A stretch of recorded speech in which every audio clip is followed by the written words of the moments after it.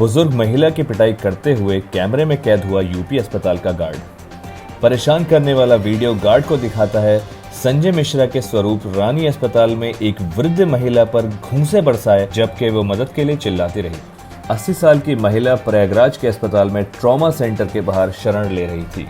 मथुरा प्रशासन बीएड प्रवेश परीक्षा के लिए तैयार है। प्रशासन 9 अगस्त को बीएड परीक्षा अनुसूची की पवित्रता सुनिश्चित करेगा, जिसे कोविड-19 महामारी के बावजूद बनाए रखा जाएगा। हर उम्मीदवार की थर्मल स्क्रीनिंग होगी और सभी केंद्रों पर उचित स्वच्छता बनाए रखी जाएगी। अलीगढ़ जिले में शुक्रवार को एक युवा लड़के का कथित रूप से 2 बाइकर्स ने अपहरण कर लिया। अलीगढ़ जिले के अतरौली क्षेत्र में शुक्रवार दोपहर दिन के समय 2 बाइकर्स द्वारा 12 साल के एक युवा लड़के का अपहरण कर लिया गया। हालांकि परिवार द्वारा पुलिस को इस घटना के बारे में सूचित करने के बाद लड़के को अपहरणकर्ताओं से मुक्त करा दिया गया।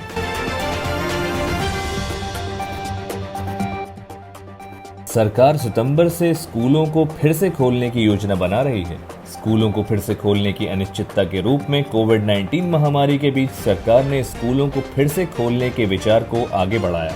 हालांकि माता पिता किसी भी समय जल्द ही स्कूलों को फिर से खोलने के विचार के खिलाफ हैं।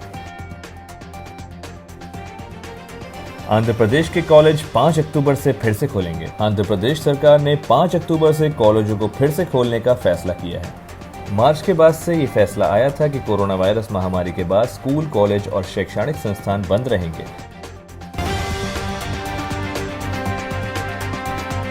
दुबई से एयर इंडिया का विमान कलिकत एयरपोर्ट पर दुर्घटनाग्रस्त हो गया। शुक्रवार की शाम को रनवे की निगरानी के बाद एयर इंडिया का विमान 190 के साथ दुर्घटनाग्रस्त हो गया। विमान 2 हिस्सों में विभाजित हो गया, जिसमें पायलट समेत 19 व्यक्ति मारे गए। दिल्ली गैंग के 2 सदस्य गिरफ्तार, 1 करोड़ रुपए के गहने बरामद। पुलिस का कहना है कि आरोपियों ने स्वीकार किया है कि वो दिल्ली से 1 करोड़ के गहने चोरी करने की योजना बना रहे थे। घटना के दोनों आरोपी 25 साल की उम्र से कम हैं। सीरम इंस्टीट्यूट ऑफ इंडिया ने भारत के लिए गेट्स फाउंडेशन के साथ 100 मिलियन वैक्सीन की खुराक बनाने का फैसला किया। गेट्स फाउंडेशन GAVI को सीरम संस्थान का समर्थन करने के लिए धन प्रदान करेगा। उम्मीदवार के टीके की कीमत $3 प्रति डोज होगी। 24 घंटे में पहली बार 61,537 कोरोना मामलों की रिपोर्ट, 933 मौतें। भारत में 24 घंटे के भीतर 61,537 नए मामले सामने आए। केंद्र स्वास्थ्य मंत्रालय के आंकड़ों के मुताबिक मरने वालों की संख्या बढ़कर 42,518 हो गई, जबकि ओवरऑल केसेस के मामले 14,27,000 को छू चुके हैं। झारखंड के सीएम ने बीजेपी सांसद निशान दुबे के खिलाफ 100 करोड़ रुपए की मानहानि का मुकदमा दायर किया। भाजपा सांसद निशान दुबे सोशल मीडिया प्लेटफॉर्म पर विभिन्न मामलों पर झारखंड के मुख्यमंत्री हेमंत सोरेन पर हमला करते रहे। प्रत्येक उत्तरदाता के खिलाफ हेमंत सोरेन ने 100 करोड़ रुपए की क्षति का दावा किया।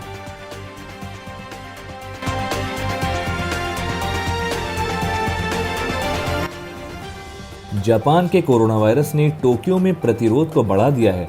लोगों के लिए लॉकडाउन थकान के बाद जापानी राजधानी में असंतोष का माहौल है। लोगों का ये मानना है कि उनके नेताओं ने कोरोना वायरस महामारी को रोकने के लिए न्यूनतम काम किया है।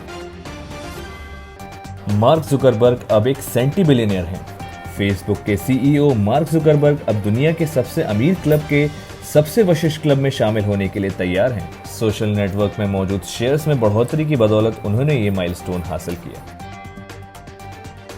इटली स्कूलों को फिर से खोलने के लिए तैयार है।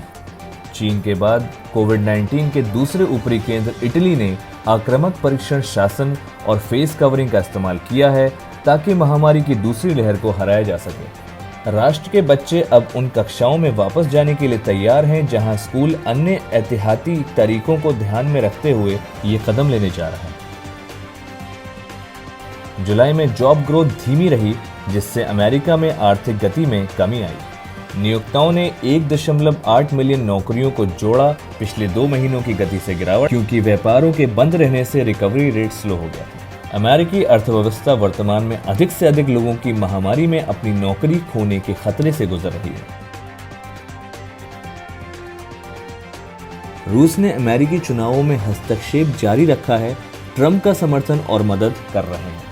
अमेरिकी खुफिया अधिकारियों ने शुक्रवार को कहा कि बाइडेन को बदनाम करने के लिए रूस कई तकनीकों का इस्तेमाल कर रहा है। साथ ही अधिकारियों ने कहा कि चीन ने पसंद किया है कि नवंबर के चुनाव में ट्रंप को हराया जाए।